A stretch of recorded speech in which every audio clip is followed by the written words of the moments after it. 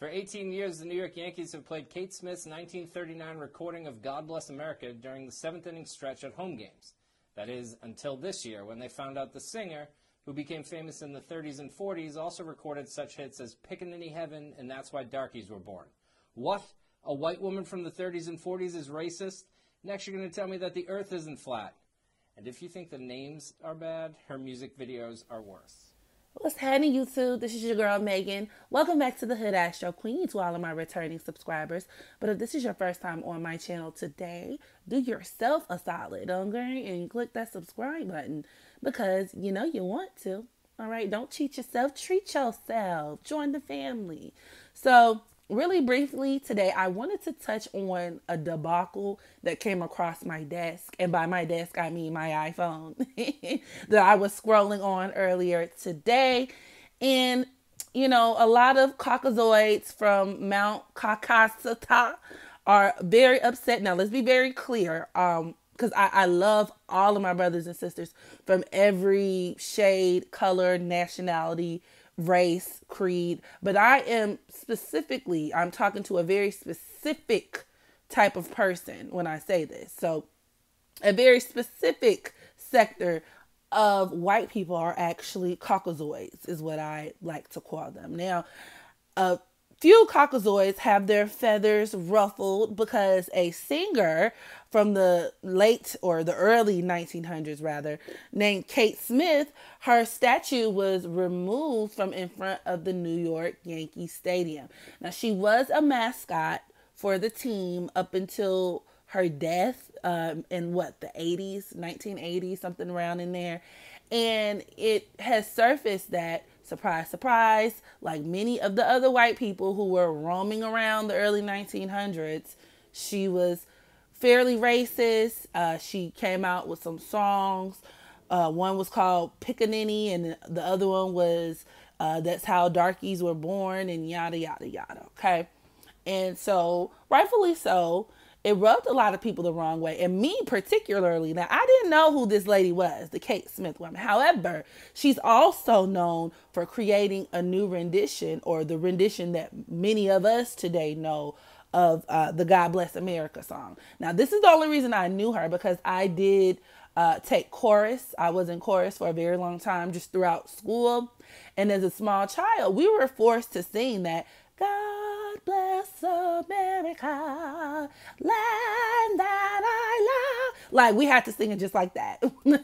And in hindsight, I feel some type of way, because like, here my little black ass was, just sitting there singing the song with such pride and enthusiasm. And it was written by, an old ass white woman who didn't even like black people, which, now, a lot of people do make the argument, which is valid, that if we start taking down statues and whatever, from a historical context anyway, you're going to literally have to just remove everybody who's white, sis. Get them up on out of here. Because 9 times out of 10, they were racist or shared racist views. And I do agree. So I don't think you should just completely, dismantle and destroy the artifacts, but send them to a museum.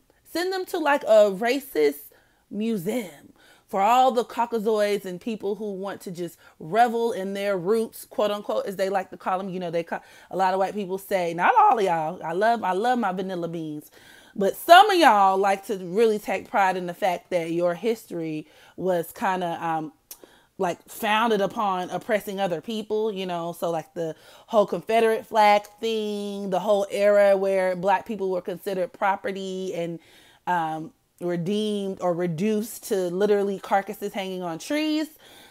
You guys get a kick out of that. So if you want to see artifacts that are going to just warm your spirit and remind you of the good old days, then all of these figurines of the past should be stored in one specific location for people who care to see and visit and really just, revel in their quote unquote history. Okay. And with that being said, I think the same should have been done with Miss Kate Smith's statue. Y'all should have unplanted that hefty heifer and moved her statue right on to the little Confederate museum and, just let it be what it may. Now, the reason I am making this video is because there was some speculation or debate as to how racist she was, or if she was really could be considered as a racist, if that was an appropriate word. Because, you know, when you start throwing around the R word, people get uncomfortable, a little shifty. And some people make the argument that just because she sang those songs didn't necessarily mean she was racist, because she didn't write the songs, and all kind of other gaslighting that tends to take place whenever someone is just outwardly called a racist. But just for shits and giggles, I did take a look at her birth chart, and I came across some very just insightful, interesting things, and I wanted to share them with you guys. So Kate Smith was born on May 1st, 1907 in Greenville, Virginia. I didn't even know that was a thing. Okay. Which makes her a Taurus sun. And off rip, that explains a lot. And it's very interesting too, because her birthday literally was just like, what, 4 days ago or 3 days ago or whenever. Like, it's Taurus season. So, wow. Very interesting.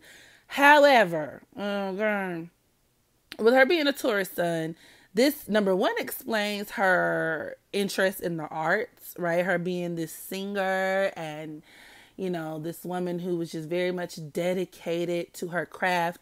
But it also explained, I mean, I'm not sure what her ascendant was, but to see that she was like she was very round, okay? A very plump woman. Like, she was big. She was big mama. So it explains a lot, because Taurus is the sign, well, it's one of the signs of food, okay?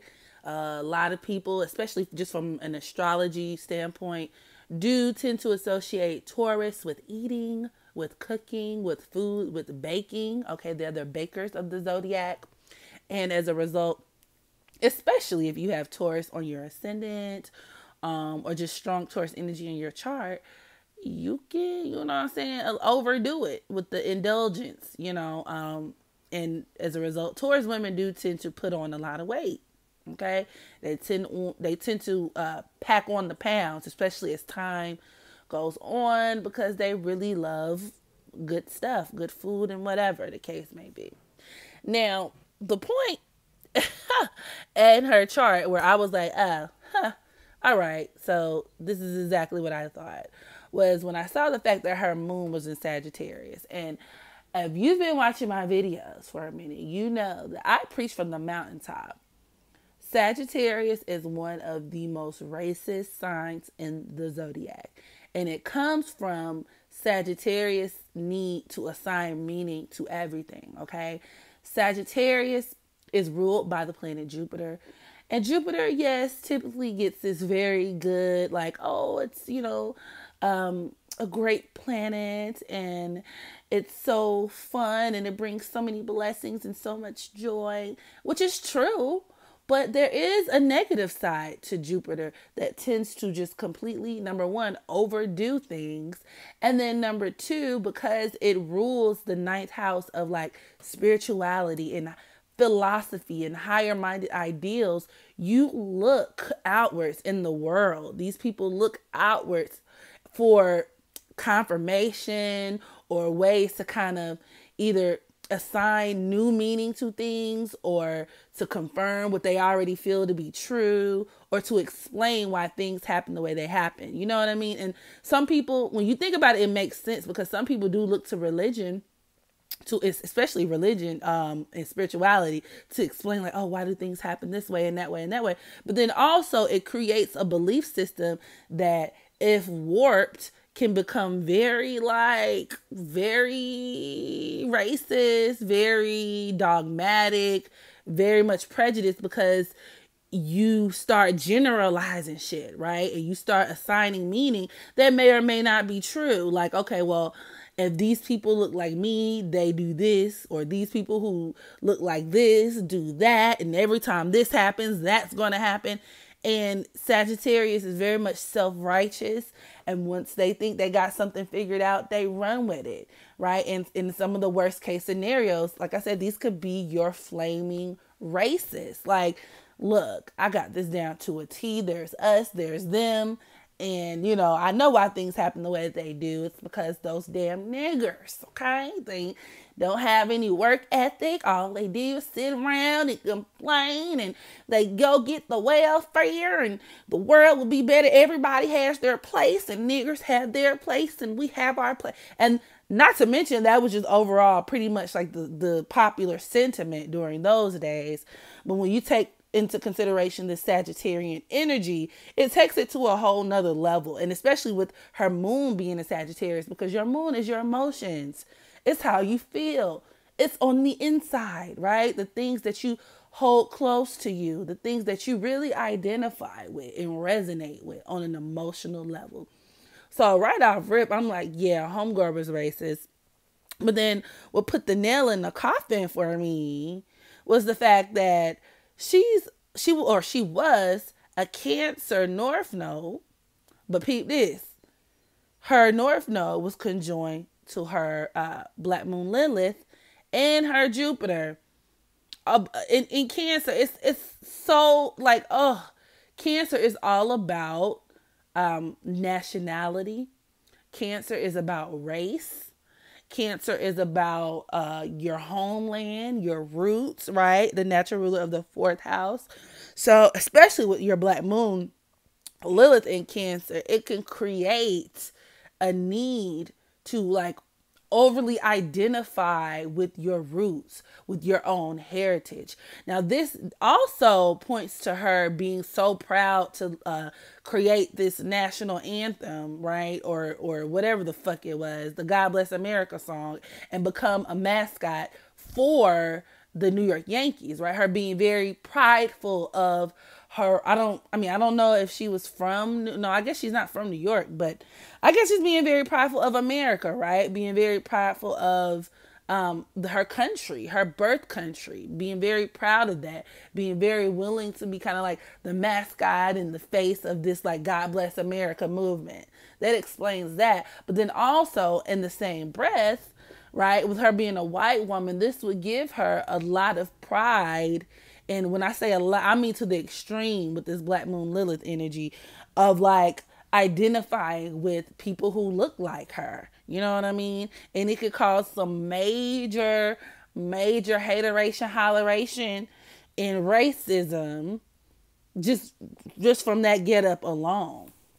And FYI, Cancer is also the sign of food as well. But they're more so like the chefs, like the all-around chefs of the zodiac, while Tauruses are more so of the bakers of the zodiac. But if unchecked, a lot of Cancers tend to gain a lot of weight also.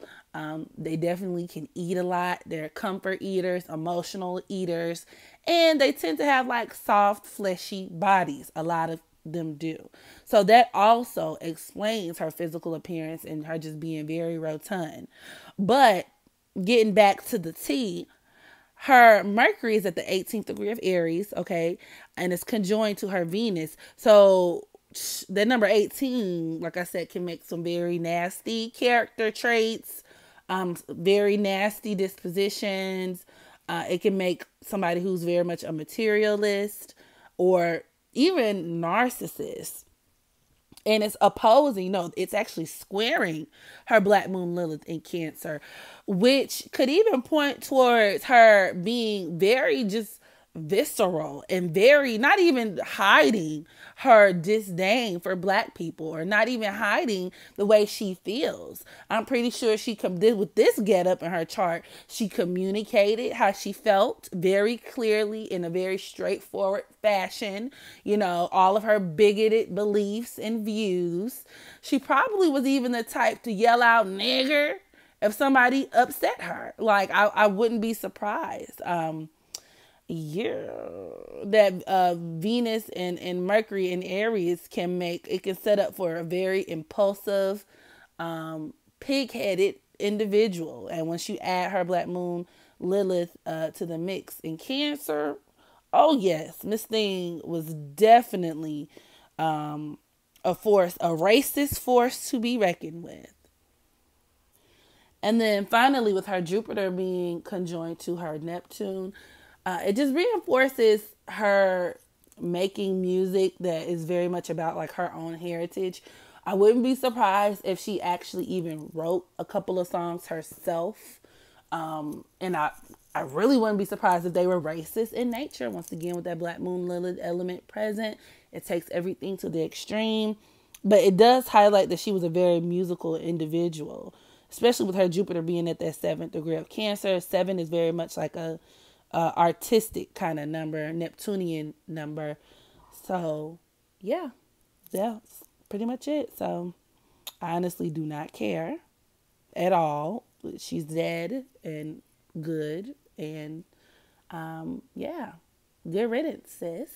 So, with that being said, this concludes my video. Make sure you drop down below with any comments, questions, concerns. And until next time, make sure you practice unconditional self-love so that you can love others. And as always, I'll